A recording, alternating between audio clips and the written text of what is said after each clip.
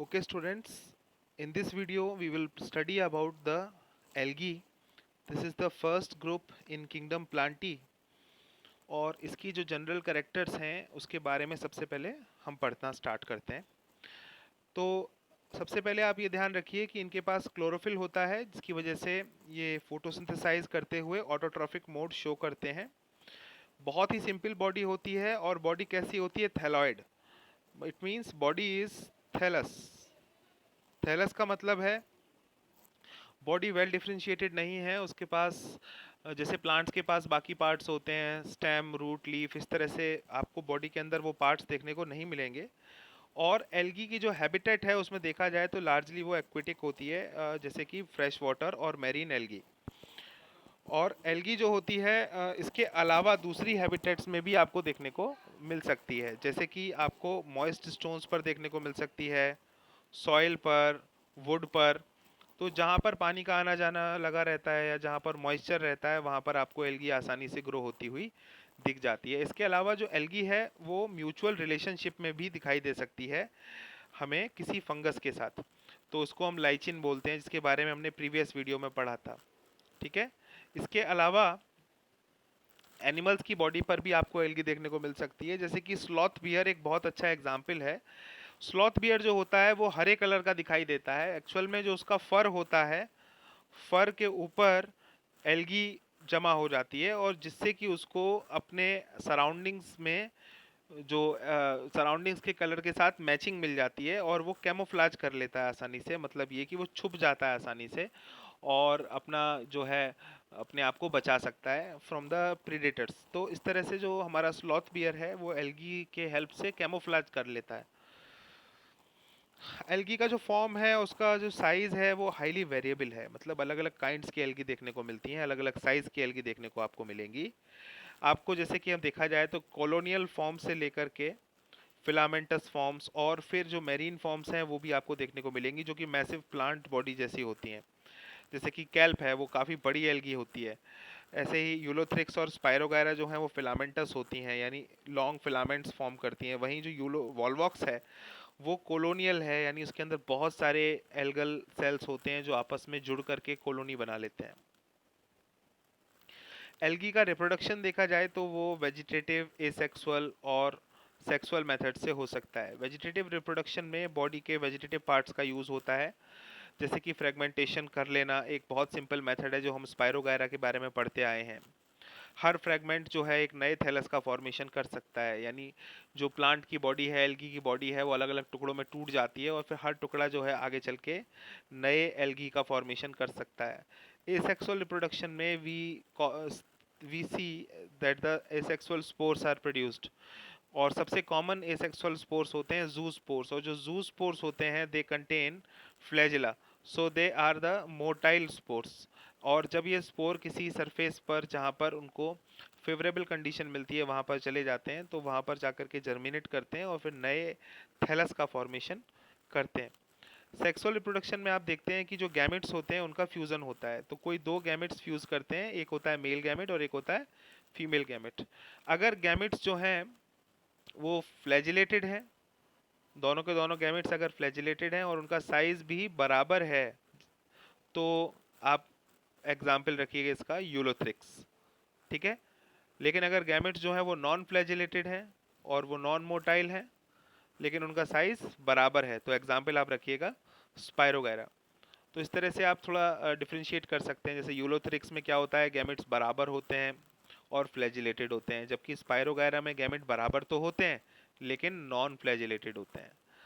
तो ऐसा रिप्रोडक्शन, ऐसा सेक्सुअल रिप्रोडक्शन जिसमें गैमेट्स इक्वल साइज के होते हैं उसको हम बोलते हैं आइसोगैमस। तो आइसो वर्ड से आप समझ गए होंगे, यहाँ पर आइसो मतलब एक जैसा, गैमस मतलब मींस गैमेट्स। तो same kind of gametes are involved. If the gametes are of dissimilar size, तो उसमें दो केसेस पढ़ेंगे हम, एक तो एनाइसोगैमस और एक ओगैमस। एनाइसोगैमस का मतलब यह है gametes are dissimilar in size. जैसे कि यूडोरेना है, उसमें गैमेट्स जो है वो डिसिमिलर होते हैं, अलग अलग साइज के होते हैं। अब एक और केस है जिसमें डिसिमिलर गैमेट्स होते हैं लेकिन स्पेसिफिसिटी होती है, मतलब कहने का ये है कि जो लार्ज गैमेट होता है वो फीमेल होता है और स्टैटिक होता है, यानी वो मोटाइल नहीं होता, और जो स्मॉलर गैमेट होता है वो मोटाइल होता है और वो मेल गैमेट होता है। तो ऐसा हमें देखने को मिलेगा वॉल्वॉक्स में और फ्यूकस में। तो यहाँ पर आपके लिए ये एग्जाम्पल्स इंपॉर्टेंट हो जाते हैं। यूडेरोना में आपको क्या मिल रहा है, एनाइसोगैमस, जबकि वॉल्वॉक्स और फ्यूकस में आपको क्या मिल रहा है, ओगैमस सेक्सुअल रिप्रोडक्शन।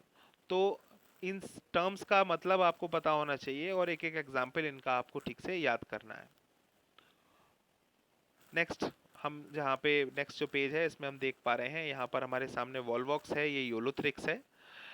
तो वॉल्वॉक्स कॉलोनियल है, यहाँ पर बहुत सारी कॉलोनीज आपको दिखाई दे रही हैं। This is the parent colony and this is the daughter colony. अंदर आप देख रहे हैं डॉटर कॉलोनीज डेवलप हो रही हैं। तो दिस इज वॉल्वॉक्स। इसके बाद यूलोथ्रिक्स आप देखिए कैसा है, फिलामेंटस है। उसके बाद फिर आपको दिखाई दे रहा है, देखिए ग्रीन एल्गी में आपको वॉल्वॉक्स और यूलोथ्रिक्स का एग्जाम्पल दिया गया है, जबकि ब्राउन एल्गी में आपको लेमिनेरिया, फ्यूकस और डिक्टायोटा का एग्जाम्पल दिया गया है। तो लेमिनेरिया, फ्यूकस एंड डिक्टायोटा। इंपॉर्टेंट बात यह है कि जो इनका फोटोसिंथेटिक पार्ट है, वो जो लीफ लाइक पार्ट है, that is called as the frond.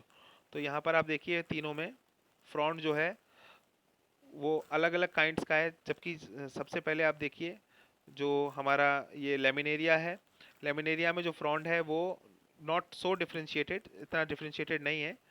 जबकि फ्यूकस में आप देखें जो हमारा फ्रॉन्ड है वो इसमें थोड़ा बहुत डिफरेंशिएशन आपको दिख रहा है।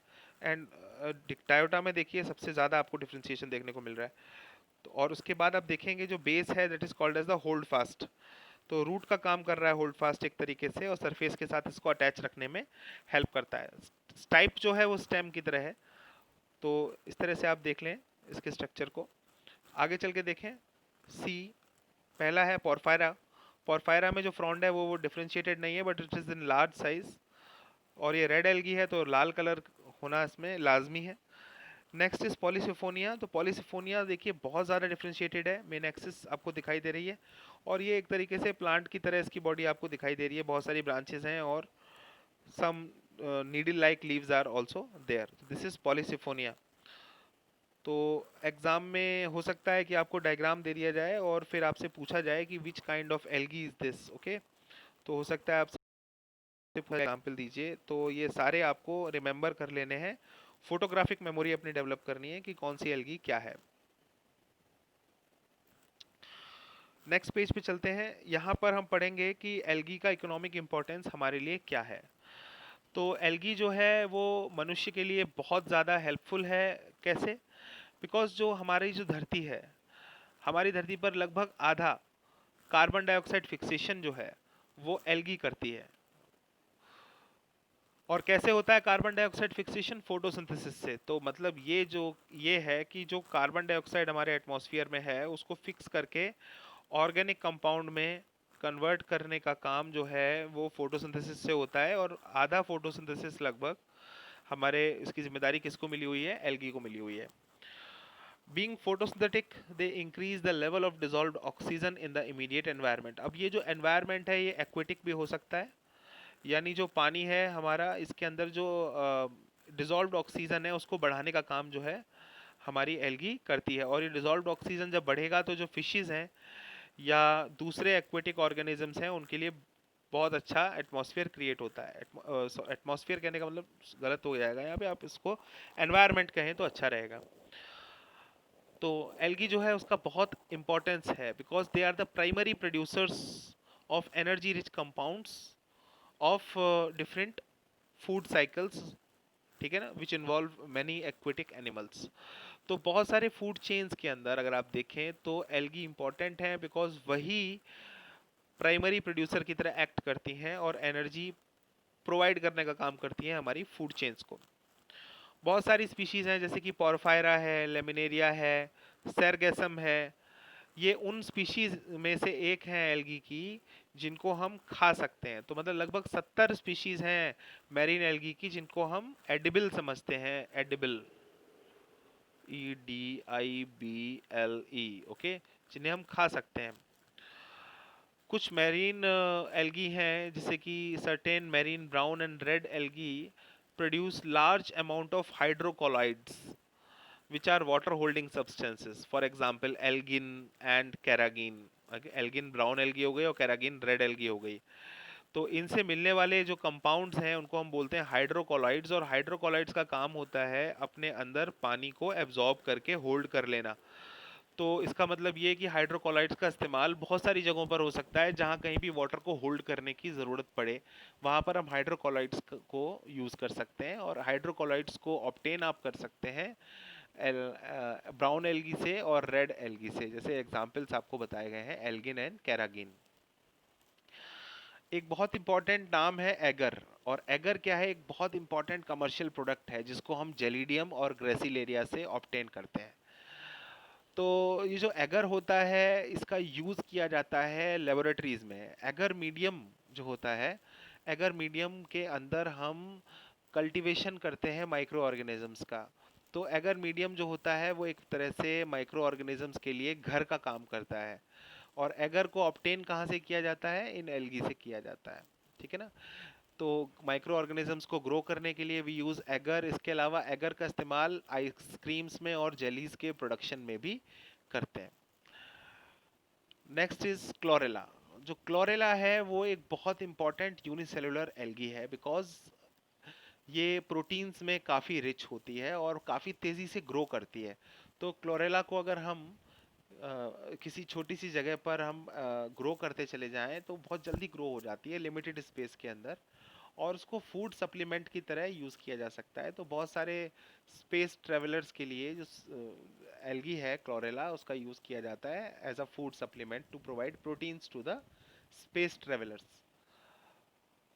तो अब हम जो नेक्स्ट वीडियो पढ़ेंगे उसमें हम पढ़ेंगे about the classification of algae, how it is classified, on which basis we classify algae. So that will be seen in the next video. Thank you for watching this video.